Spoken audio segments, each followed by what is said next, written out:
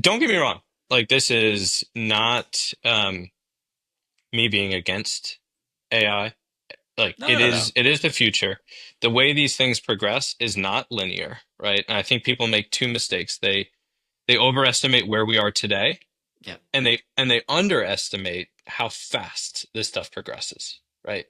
Um, we're probably closer to here, and we're going to be here Yeah. pretty soon, but we're not quite there yet.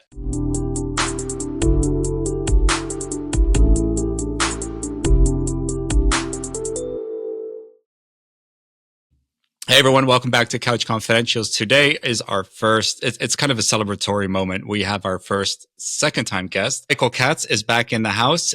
First time I spoke to him, he was the CEO of mParticle. And today he is the boss over at mParticle by Rocket. Is it Rocket or Rocked, Michael? Rock. That's probably the single most asked question here. It's pronounced rocked. Like I drank too Rocked. much and got rocked last night. I got it. But yeah, it's good to speak to you again. And I guess you don't really need an introduction because you've already been here. But so much has happened since the last time we spoke. You are now over at Rocked. How's that world treating you? You're back in ad Um, tech, like you said.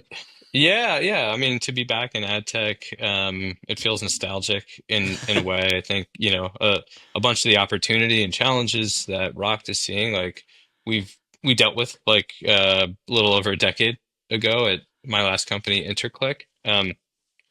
So we're here to make an impact. They have an incredible business that is, it is a rocket ship, half kind of pun intended. A rock ship. Um, Yeah, there you go. yeah, a rocket ship. Yes. So it's been, and there's great people. So it's been a lot of fun so far. Yeah, you mentioned it's around 800 people, and you're coming from mParticle. How many people were there at the time of the M&A? Yeah, roughly about 200. So they have Okay. 600. We brought about 200 of our folks, and so yeah, the org's about 800 people, give or take, at this point. Yeah, that's still huge in my eyes. I think you before we started recording, you mentioned having worked at a 10,000 plus size company, and I can't even imagine. I did work at Philips for a while, but you don't really see the other 9,900 people because there's like only 100 in our department. But Yeah. it's I can imagine that you guys have people everywhere across. Is it mainly the U.S.? Because to be honest, Rocked in Europe, I hadn't really heard of them until the actual M&A. But can you quickly give us a brief rundown of what Rock does? Yeah, absolutely. So to answer the first part of the question, um, the North American market is the primary Yeah, okay. market. We do operate across Europe and Asia as well. So what Rock does is it delivers relevance in the transaction Okay. moment. So it will work with large partners like Ticketmaster, for example, to help ultimately transform their unit economics by offering both first and third party products and services in the moment of checkout. And Okay. why that becomes really, really important is think about like how we behave when we're online. Like we're kind of half paying attention, half not really paying attention. The only time where you like stop what you're doing and you block everything out is when you have to take your wallet out, enter in your information, and make the purchase. Yeah. Right. And so what that does is it creates kind of two powerful effects. First is you have a captive audience, people who are dialed in and not like distracted. And then second, people have got over the mental hurdle of actually making a purchase. Yeah. Right. So adding on when they're already in the mode of purchasing, the conversion rates, the performance that we deliver for our ad clients, the yields that we're able to generate for our partner network. I mean, it transforms the unit economics of these businesses. Yeah. It's pretty incredible to see. And just to be clear, they're not actually. So in the example of Ticketmaster, the only example that I can come up with is if let's say I purchased a ticket at Ticketmaster or somewhere, I would get a follow up email with some extra products or services that they were trying to sell me. They actually move this up now to within the checkout flow, but they don't necessarily need to be. It doesn't necessarily need to be their own products, right? Exactly, yeah. So oftentimes it's not their own products, but because it appears in conjunction with Ticketmaster, it's more trusted, right? So Yeah. maybe it's a parking spot provided by Spot Hero near the concert Oh, venue, interesting. Yeah, right? yeah, yeah. That's a great Maybe it's cross sell. some, yeah, maybe it's like some merchandise, right? You buy a like a Kendrick Lamar ticket, and they show an ad for or an offer for t-shirts and hats and whatever, right? So cross sell, upsell, I mean, it generates a lot of revenue for some really, really big companies. But now that you're back in ad tech, I have to ask you, does your heart still kind of linger in the CDP world? Whatever that definition means these days. Um, yeah, I think it's about creating impact, and I think we'll talk about some of the challenges within the CDP space. But I think the impact that CDPs have, or if you take a more cynical view, maybe have the potential to have Yeah. within customer organizations, like it's really profound. The level of strategic conversations that we have with our customers, and we just came off of our annual customer advisory board meeting out in we did in Rome this Oh, year, which nice. was fun. Ate a little bit too much, but that's besides the point. I mean, they open the kimono almost entirely, right? This is not like a transactional relationship. This is a, from their standpoint, hey, I'm betting on you and Particle to help me get through and empower this next phase of growth or the next part of the strategy or the transformation or you name it. Like every company's at kind of different stages, Yeah. but we are foundational to so much of it. Like we're not at the infrastructure layer the way that, say, like a cloud data warehouse is, but we're not quite at the application layer either. I think we're infrastructure for the application layer Yeah. as middleware, which presents opportunities and challenges. Because people can still use mParticle now without using Rocked or being involved with Rocked in any way. Correct. Yeah. I mean, no, we've tightened our focus in terms of our ideal customer profile to better align with Rock's core offering. Yeah. But one of the things that we realized during the acquisition is like in our, top 200 account list, like there was like north of 90% overlap. Oh, okay. So the ideal customer profiles are very similar and complementary. Yeah. I I think would this also, is probably driving a lot of the M&As, by the way. I have a feeling it was the same kind of situation with Content Stack Analytics, a lot of overlap. I would, yeah, I would imagine so. I mean, ultimately when we were thinking about doing the deal, we felt like the CDP market was starting to get squeezed a Yeah. bunch, right? We were seeing pressure upstack and downstack and from the sides. And what I mean by that is pressure from the cloud data warehouses promoting their preferred vendors. You had companies at the application layer like Braze launching CDP offerings or CDP Lite Yeah. offerings. Then I think it's undeniable. It's like frustrating as it is, but like Salesforce and Adobe, their products are now I think that the perception is that they're good enough. I would argue that one to the death, which is why I say that it's the perception, but it creates pressure, right? And so, Sorry.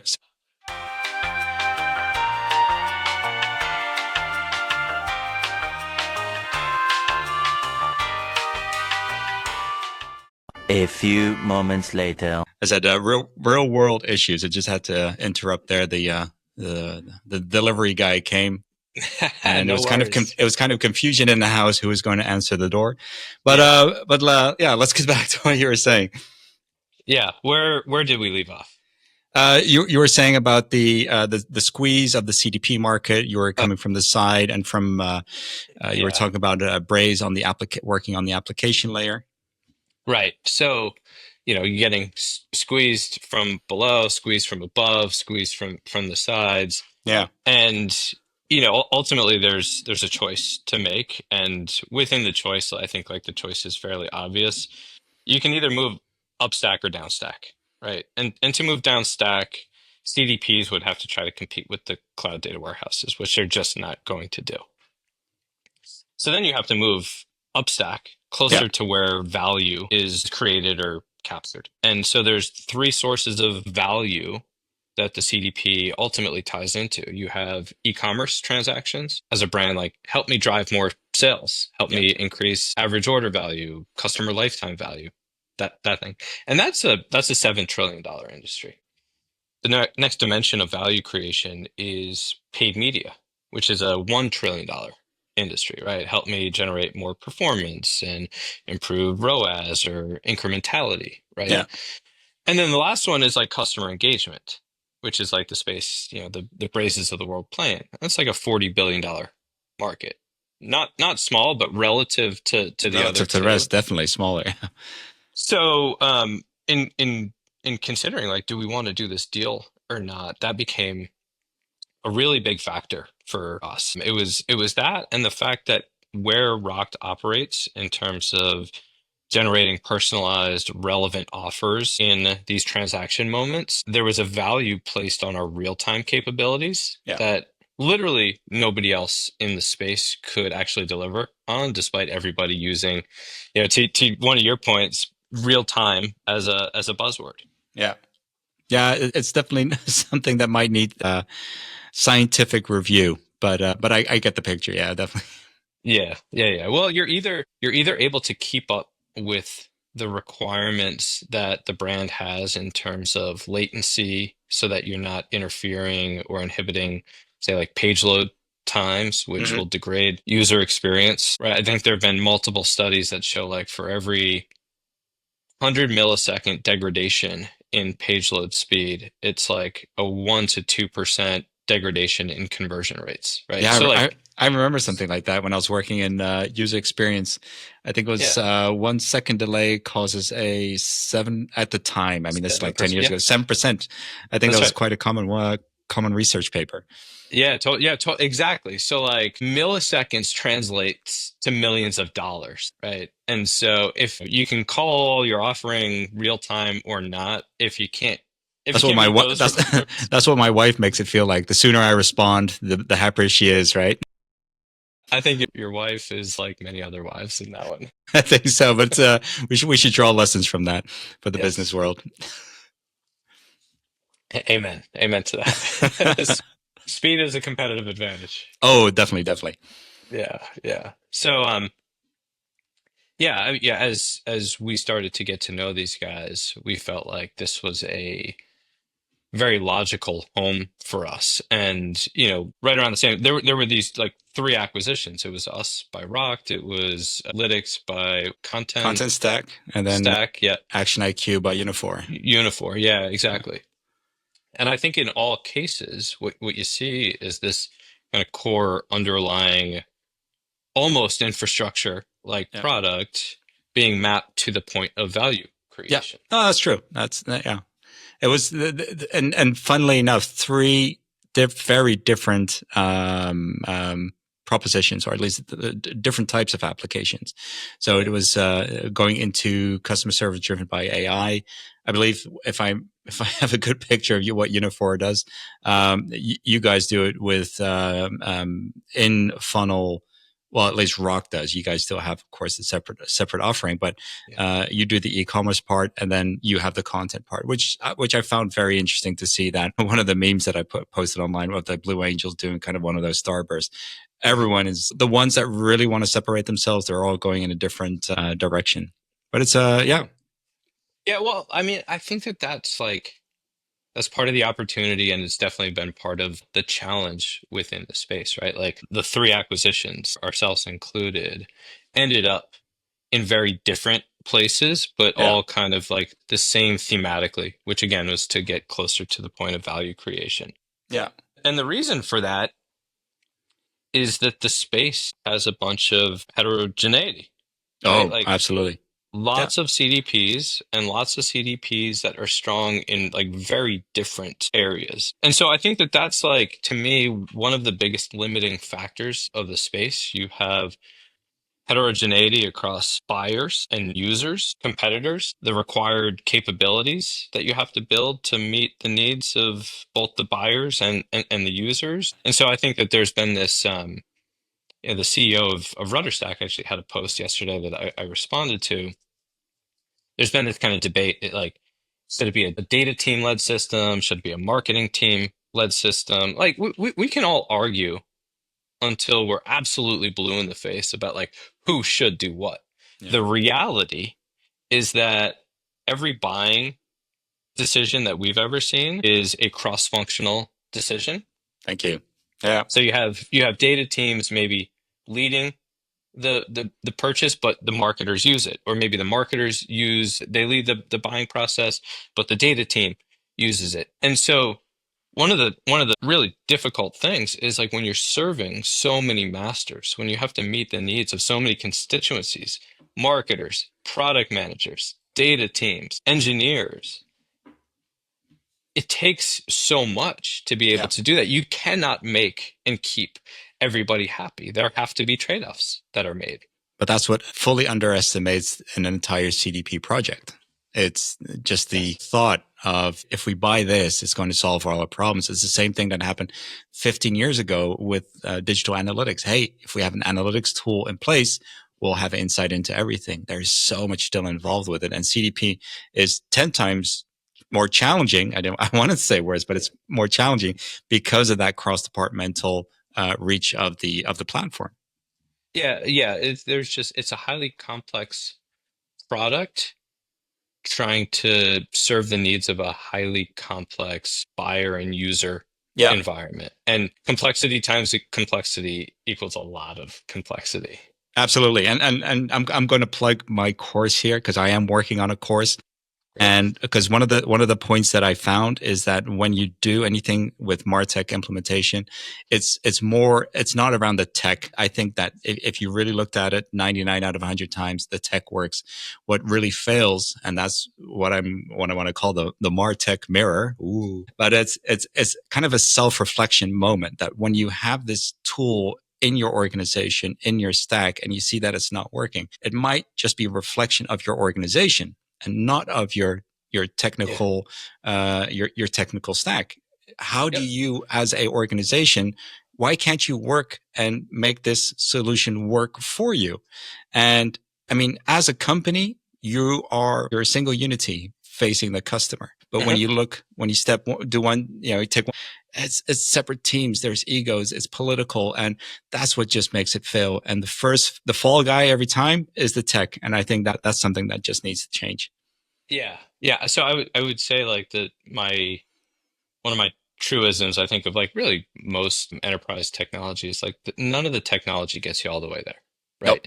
You need people like yourself who bring a set of skills and expertise that actually unlock the value kind of inherent to the technology. Yeah. The other thing that I think a lot of companies underestimate is the change management associated with it, right? Because you're bringing in a new piece of technology and you're implicitly saying the old way of doing things wasn't good enough. We need to change the way that we operate. But humans do not like change. It's perceived as scary and bad. And you tap into kind of all of these biases, right? Loss aversion. I have the same thing with food recipes. Oh, a new recipe, and I was like, or improved recipe. I was like, what are you trying to tell me? Your previous recipe sucked and it just wasn't good enough. I mean, it's that's the same way. It just made me think about that. Sorry, I had to interrupt. Yeah. I mean, it's definitely similar in many regards, but for companies to be able to embrace new tools, the presence of the tool in and of itself isn't going to get them there. No. And that in itself represents the opportunity for pretty much any software, which is when the customer organization starts to build new business processes around using your tool. Is there an opportunity for vendors here, or is it something that companies need to solve themselves? That's one big question I always keep asking myself. I don't think it's an either or thing. I think it's as a vendor. Yeah. It is on us to help make our customers successful. If they're not, they will churn, and it doesn't matter like why they churned. It doesn't matter whose fault it is. Like you don't get to keep like there's no bonus points or like consolation prize for that. Yeah. Right. That's a great Top Gun quote. No points for second best, right? Yeah, exactly. I couldn't think of it, but yes, thank you for saving me. And, I think with that, the vendor can help. Like we try to be, at first, say, rewind the clock 7, 10 years ago, we try to be consultative, not prescriptive. We Hmm. soon realized like we need to be a bit more prescriptive. Our customers want us to be prescriptive. Yeah. And They and you want s- us, and you recently said that, hey, if you're looking for a tool to, what was it, to import or move 10,000 rows of data, find another tool. yeah, Yeah, you definitely need to. And I've seen a little bit more honesty among vendors, like you said. I like that. I like that word. Wow, that's a difficult word for a Dutch person.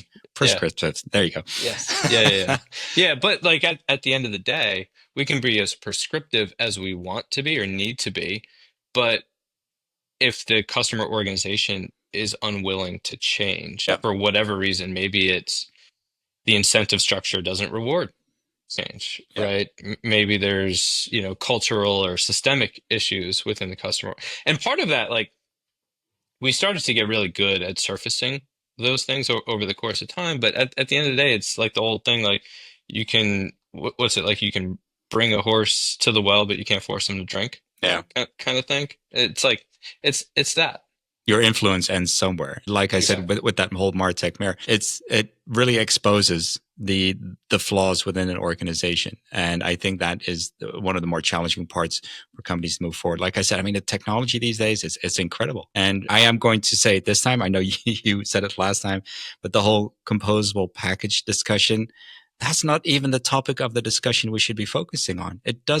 doesn't matter. It needs to focus on how do we get companies thinking about a unity as a singularity to tackle this solution, get it working. It's not about, hey, what's better? No, what's better is for companies to determine what they need to solve. Do they have the skills and people to be able to solve this? Yeah. Then look at their tech stack and then say, all right, can we get what tools are out there that fit this need? But it's always like, we need to get that shiny tool. Yeah, sorry. I always get a little bit frustrated about Yeah. this part because you see it time and time again. No, I'm with you. And, post acquisition, I think I'm less angry You've about been the whole quiet. thing. Yeah, you've been quiet online. Yeah, things are a little different now. But look, I think at the end of the day, should there still be a market for standalone CDPs? You're going to have to present both options. Yeah, You have to meet the customer on their terms, right? You either have to slot into that's it. their data architecture if they have really strong views on Mm. how things need to operate, and they can and they should have those views, right? And if they don't, because they're optimizing towards maybe greater flexibility, then great. There is no one size fits all here. No, no, definitely. Yeah, I hope we move on from that. But looking at some of the articles, I think the amount of or the volume of articles around that kind of comparison topic is getting less and less. And as Michelle Nieberding recently said, it's we just need that change of mindset. And I'm hoping that a new generation of people will actually come into these companies and tell it how it is, and we get less political, and there'll be less influence from key people within the companies. I mean, I can't recall the number of times I've been in like the final phases of or shortlisting with an RFP, and then some board member says, "Hey, you need to take this product," and I won't name it, into that process as well. And we're like, "Hey, we're just ending it," but the political pressure from the top, yeah, that's that. I think that, It's and that's the frustrating. problem. Yeah, it's the problem because as much as you think, or as that board member would, or whoever of influence might think that that product will be the key, often isn't. And Yeah. they're always the first people to remove themselves from the whole equation after that contract's been signed. It's yeah, Well, and over the course of time, I think it works against them. And the example I would use is there's a whole generation of executives now that were forced to use tools like Adobe Analytics by the prior yeah, generation of executives who were doing software deals on the golf course, right? yeah. Now I that don't even. entire generation of executives hates Adobe Analytics for, better or worse. Yeah. And so they've gone with mixed panel. They've gone with amplitude. They've gone with a set of competitors that hasn't been imposed on them. to come over the top to leverage board members and the Silicon Valley network and that whole thing and get inserted, I think you do have to think about the long-term impact. Like if Yeah. these tools get imposed on people and they don't feel like they have a choice, it's actually going to create negative brand Yeah. equity. Oh, absolutely. But one other point I would make is like when you look at funding for the CDP space, like new venture capital Yeah. raised, what you actually see, like if you normalize for the sharp dip in 2020 and the sharp spike in 2021, and you just kind of like flatten that out, normalize it, VC funding for CDPs peaked in 2019, and it's been on a steady decline ever since to the point where I think last year looked like 2014 levels of funding raise, which was very, very early in the Yeah. CDP space. The biggest round of funding that's been raised has been in quite some time has been High Touch. Yeah. They raised what, 80? $80 million? Yeah, Yeah. 80 million. Yeah. But if you notice the language that they used in their press release, it wasn't about composable CDPs. It was about AI decisioning. AI. Yeah. Yeah. So even that I think is very telling because people aren't raising money anymore on being a CDP. They're Yeah. raising it on what the CDP can transform into and what is the opportunity going forward. Oh, absolutely. And I think they played it very smart. I'll give kudos where kudos are due because after a talk with Tejas, he did say, you can use AI decisioning without any of their other solutions. So they remain fully composable in that sense. But indeed, combining that with the marketing, it was a slick, smart trick. But yeah, you're fully right. The whole 80 million investment round was fully focused around the continuous drive of that agentic AI marketing optimization, which was, I get your point in that it's not about the CDP necessarily anymore. Yeah, and if you actually deconstruct the funding from this year and last year, put High Touch aside, it's like seed rounds and Series A Yeah. at best. There's no later stage funding anymore, right? So what we may see, because we do tend to do this with most things, is the next generation of CDPs start to emerge, right? Well, before we go there, let me ask you one question though. A couple of weeks ago, I spoke to Osama Ghanmi. He's the CEO of Dinmo. It's a new composable CDP, more of a reverse ETL solution based in Europe. And we got discussing not necessarily about the tool, but about the tensions between North America or at least America and Europe in that sense. And what do we do with data residency at a certain time? Are you going to have a lot of European companies trying to fall back on European-based vendors and solutions? And in that case, will that open up new rounds of funding, but then more geographically situated within Europe, for example? I mean, what would your take on that be? Well, I think data sovereignty is critically important. We've operated a multi-tenant data storage architecture for really forever, right? Yeah. So if you're a European customer, you don't have to and like none of our European customers send data to the US. No, but still, I mean, most of those It's all servers are stored, still yeah. owned by US companies, AWS, Azure, GCP, etc. Sure, but like what does that matter? I mean, these are like multinational, like they're true. international behemoths, Yeah. right? And, Like they are the size of most countries. yeah, larger, Yeah. probably. Yeah. Especially in GDP. Yeah, but it was just a topic that got us thinking about, data, like you said, data sovereignty, but what would that potentially do around new investments in more local solutions? I mean, a new composable CDP, a kind of reverse ETL solution at the moment with Thinmo, they're still securing funding. But how should I say? Maybe the new political dynamics would be feeding into that a little bit more to get these European-based tools off the ground a little bit more to separate that offering from the US. I'm just trying to guess if the political changes would have influence on the new fundings. I don't think so, to be honest. Like I'm sure that there's like a good spin that benefits his offering and his sales pitch. But Yeah. at the end of the day, he's hosted on one of the major clouds, right? So what are we really talking about? What matters is where's data stored and where can it be accessed, Yeah. right? It's the, Well, you know, there is a European competitor for AWS and or all these clouds called OVH, and their stocks did shoot up quite a bit after all these tariff talks and threats and things like that. So it was quite interesting to see how that market is going to develop. But we'll skip that for now. I mean, the next generation CDPs, like you mentioned, what do you where do you see this going then? that's a good question. I mean, I talked about some of the challenges, right? The pressures from all sides, Yeah. lack of funding.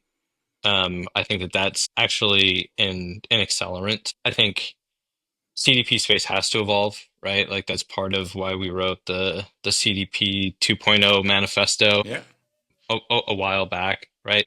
First generation of CDPs solved really big problems at the time, primarily around like integrating disparate data sources and making it easy to integrate that unified data set into different downstream channels.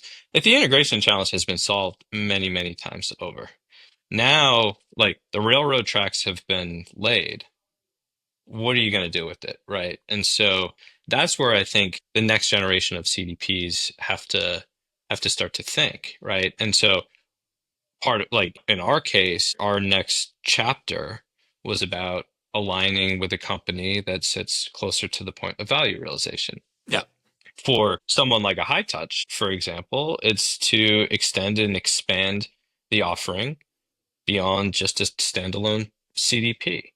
Um, and you can talk about the bundling and unbundling phenomenons that happen in pretty much any industry. I do think we are going through a period of rebundling. I think the great rebundling started a year and a half ago. I mean, the best in class, like to have a truly best in class ad tech marketing tech stack, it sounds great, right? Like, why settle for second best, third best, whatever, if you can get the best of all worlds? Yeah. The problem with that is that operationally, like it does create a lot of overhead and complexity, right? And so I think what started happening in 2022 with the economic downturn, people started looking and saying, like, do I actually need 12 different vendors in my stack? Or do I need 20 different vendors in the stack? Or can I get by with four or five? And then the fear mongering about vendor lock-ins started growing as well. Exactly. And so you started to see this a bit of an arms race Yeah. emerge as to like who could unify more parts of the stack. And that's all that represented was like this period of rebundling. Yeah. Um, I think that the CDP as this foundational layer does lend itself really well, depending on how you're built, to this agentic vision that everybody's talking about. Now, I'll say this, and this isn't a shot at any kind of one single vendor, but like most of it is BS. Like most of it's not that impressive, right? Oftentimes it's a solution looking for a problem, and it's a cool looking, natural language UI, but it doesn't have any of the underlying capabilities, right? I think of it as like, in all of our decks, we have like an iceberg slide where it's like the thing that you see and then all the stuff that you need to do that you don't see. Yeah. And to get the agentic vision right, you need a number of things from real-time architecture, right? Because the information and the data about customers needs to be moved in real time. And we are seeing some more macro trends around the adoption of streaming architectures and latency within enterprise data pipes going from days to hours to minutes. But I think that from like a customer data infrastructure standpoint, the stuff that you see that you don't see, it's beneath the surface. It's going to be real time data movement. It's going to be real time identity resolution. It's descriptive, predictive, prescriptive analytics. It's real time integration. It's everything that if you're just built on the data warehouse and you're not doing identity resolution, especially in real time, and everything is batch based and slow, you're actually not properly set up for an agentic offering. And so I think that, obviously this is a bias and probably I was selfish about to say, view. because there's always ways around everything, especially also with data warehousing. But then you start getting into that overlap areas. Like, what are the real differences between both solutions then? What are the real differences I between mean, which? in the sense that, let's say you have a chatbot and you want to integrate that with your CDP because you want to get the latest CLV value or any other calculated metrics or variables that have been added to a user profile. But you also want to make sure that it connects into a customer service database at the same time to look back at maybe sentiment of past or sentiment and topics of discussion for the last 10 to 20 chat messages that have been exchanged. I can find that can be difficult if you are not using this in real time. So there are plenty of use cases around that, but I think with composable in that sense, there are ways to get it quicker. But then you Sure. you You can start comparing. pre-cache a bunch of Yeah, exactly. stuff, but then it's not linked up, right? And No. that's where the real-time identity piece is that is the crosswalk between the two things. And so, yeah, there's like hacky things to solve for one thing, but it doesn't actually address the needs where you have this agentic layer that is context aware and fully AI driven and, powered by real-time customer interaction data. Yeah. No, very true. The real right time, whatever you want to call it does come a lot into play. But I'm quite confident that the composable players are aware of this and are making use of some new technologies like the caching. But again, that is not the same as real time. But yeah, no, Yeah, it's yeah. To me, it's less of a, composable versus package thing. It's it's an architectural decision. Like, is your system built on real-time streaming architecture or mhm. not? Like, full stop.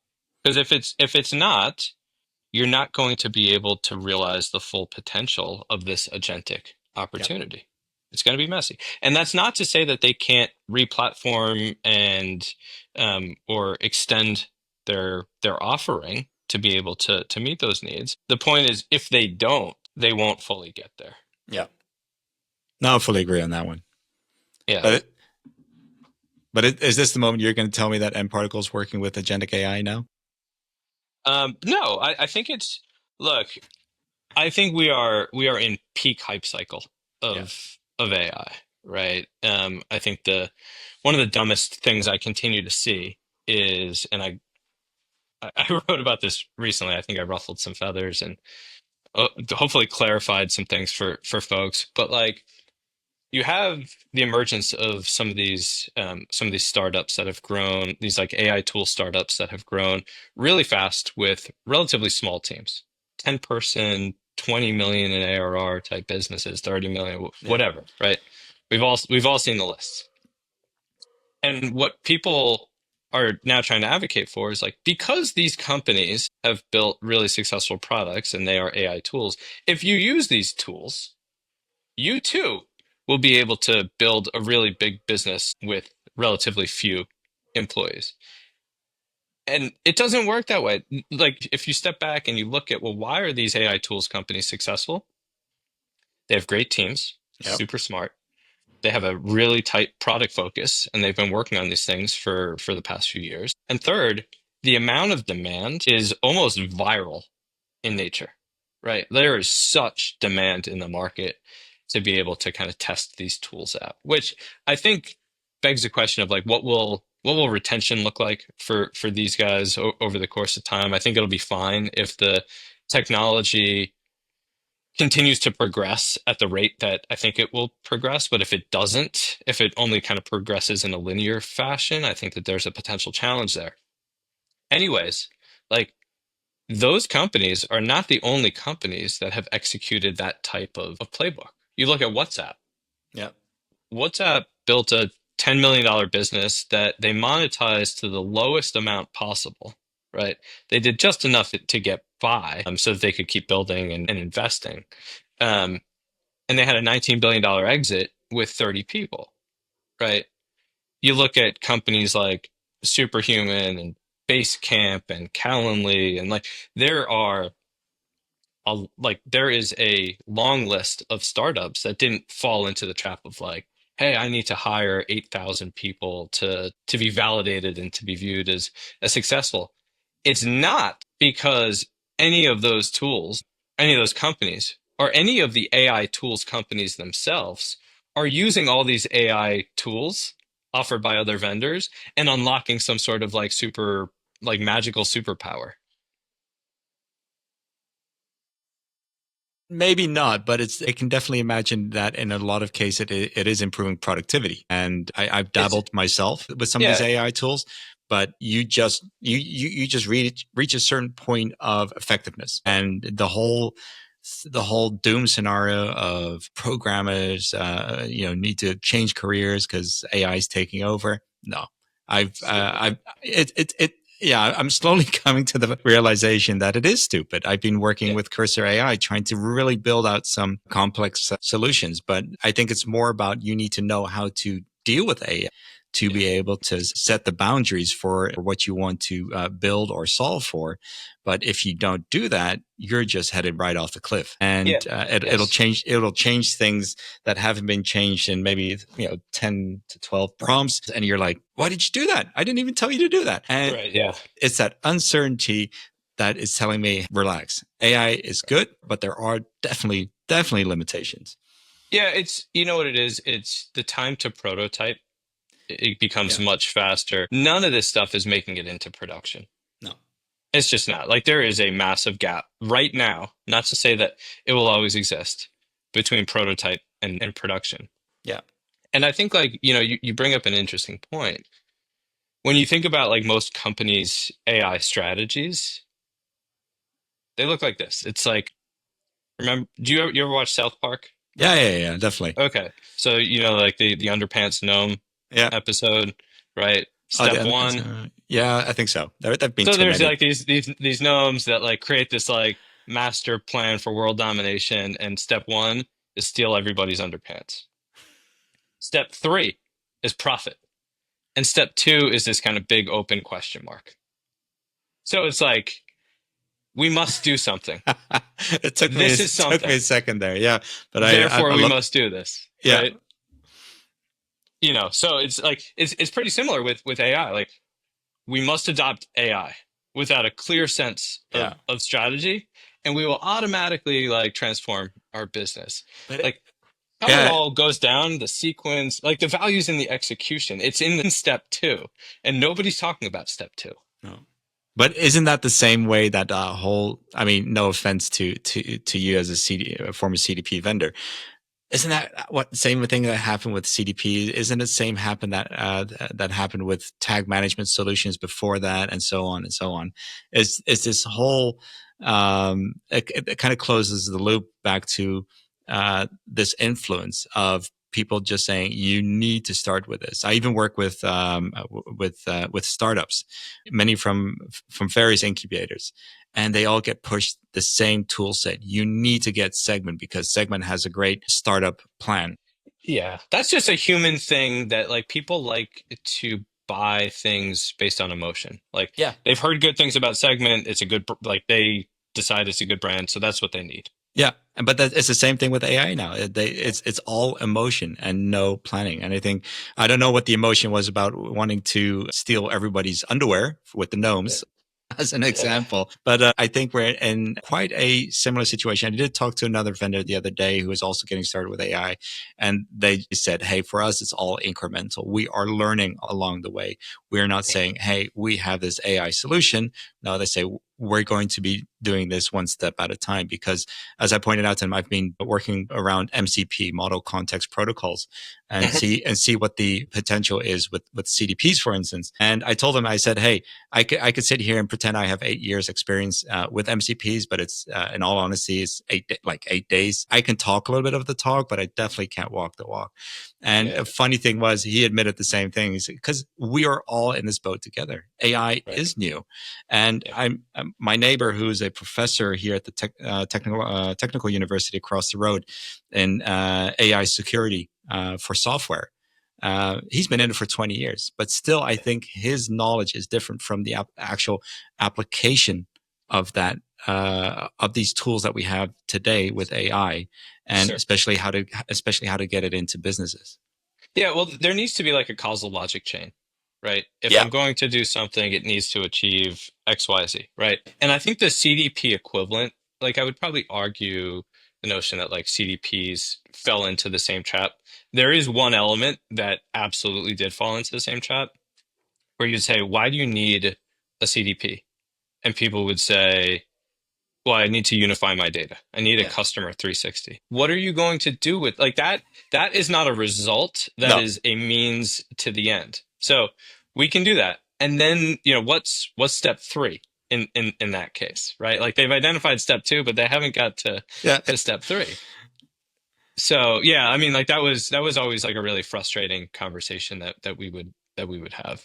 Yeah, that they haven't thought about the ways to actually leverage that to gain more value or more loyalty with customers, et cetera. It's mind-boggling, especially if you see some of the contracts that were closed. I've seen 6-figure contracts, and they just at one point said, "Hey, can you come help us? Because we don't know what we're doing. We're tracking 50% of our server-side transactions. We're sending text messages to people in Italy in English. Come help us," because it is, but the thing is, and it comes back to my original point, is that it's always the technology is to blame. But yeah, they just didn't do a good job at the beginning to fully understand how could they use this to benefit their business. And I think you're right in saying that it's the same situation all over again with AI now. A lot of people are jumping on this hype train, but haven't given two seconds of thought about, what is an interesting use case that we could actually implement and monitor at the same time for quality, because you don't know what it's going to spew out in some cases, and what is the potential effect going to be. But maybe that's the troubles of being at the peak. Once we get down a little bit into the the trough of disillusionment. Yeah, exactly. For better or worse, I think I'm trying to bring people along that path so that we can reach that point of enlightenment based on reality. Like, don't get me wrong. Like, this is not me being against AI.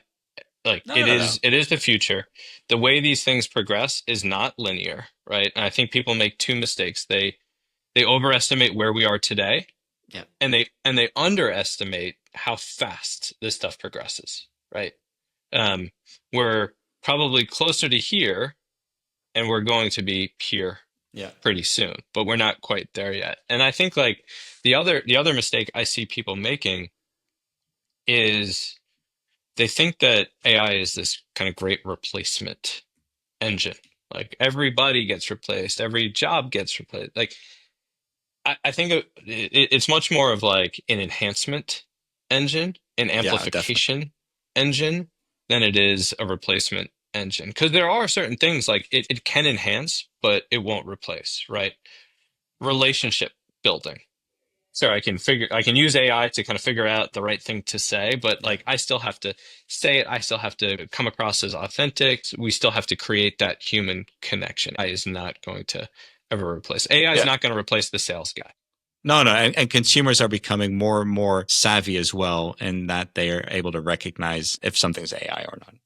Yeah, like compassion too, I think is another one that is enhanced but not replaced. Like caring for our elders, our loved ones, our kids, our pets, right? Like we may get smarter, but we still have to do the work, right? And then I also think like anything with creativity or originality, I think is potentially enhanced, but definitely not replaced. And the reason I say that, so I ran this kind of interesting experiment where I prompted ChatGPT and I said, pretend it's 1988 and you're using AI from the future and you have no knowledge of the Just Do It campaign. Come up with the marketing slogan that would rival Just Do It. And what it came up with wasn't bad. It just wasn't good, right? Like I think AI raises the floor right now. It's not really raising the ceiling Yeah. yet. What it came up with was quote unquote run your race, which like you could come up with a lot worse stuff, but run your race. Sounds like something for New Balance. Yeah, like it's not, I don't think it would have like the cultural impact that say like just do it No. would have. And so I think like, when you start to feel like those processes, like the way that we work is not always linear, right? There's oftentimes anti-patterns involved, right? There's a certain messiness that is part of the process. And if it starts to feel too easy and too automatic, what we're doing, I mean, like AI, what it does is it predicts the past, right? It doesn't necessarily predict the future. Yeah. So, you find yourself kind of polishing the obvious, the incumbent versus creating something. Like there's no kind of real genuine ability to zig when everybody else is zagging because AI is based on publicly available Yeah. information. It's right? It's regurgitation, but just in different shapes and sizes and forms and letters, but it's all based on, as you mentioned, accessible data. That's what it Exactly. learned on. Yeah. Exactly right. So I think it's going to be fairly fascinating to see the hype cycle kind of level off a bit and people get back to the thing that matters. Because I think that while it is absolutely the future of work, I think that there's a big kind of distraction element from our kind of core objective of running any business at the end of the day, which is like, how do we create customers and how do we make those customers happy? Absolutely. Thank you for your time, Michael. It's been insightful. Again, it's always interesting to talk to you. You are definitely not, how should I say, you definitely challenge the status quo in a lot of in your thoughts and your ideas, and I think that's necessary because, like you said, that whole CDP market, it all came together and it just needed to be rocked. Yeah. Pun intended. I like Yeah. what you did there. I like what It you needed did. to be rocked. And I think this merger or acquisition, moving up to application level, I think it's a smart thing. And it only proves time and time again for all of these merger acquisitions that technology just works. And I'm always going to be convinced of that and do my best to kind of help companies make change organizationally to be able to deal with this technology. I hope you keep developing. I hope you keep doing great things and rocked. And maybe I'm sure we'll see each other in a future episode again. Yeah, looking forward to it. All right. See you later, Michael. Awesome. Thanks for having me. Bye.